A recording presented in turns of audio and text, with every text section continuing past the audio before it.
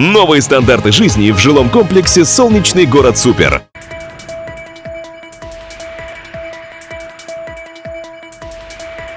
Это эмблема Бюро медико-социальной экспертизы. По злой иронии, одна из актуальных задач, чтобы клиенты не предлагали, а сотрудники не брали взятки. Самый громкий повод – целая преступная схема, по которой 18 человек получили липовые справки о раке желудка и несколько лет пользовались льготами инвалида первой группы.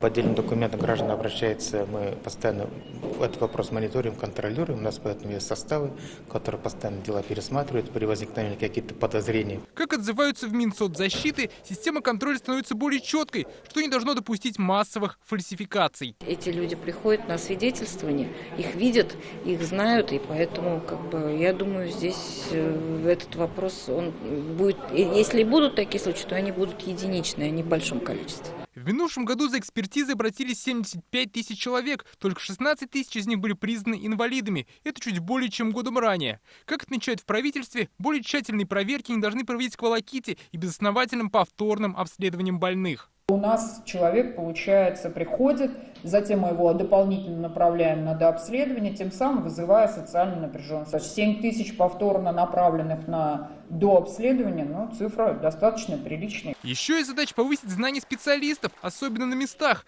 и выяснить, почему в некоторых районах становится больше инвалидов трудоспособного возраста. Это, безусловно, не только анализ результатов, но и анализ причин. Дмитрий Арин, Александр Лобанов, ТНВ, Казань.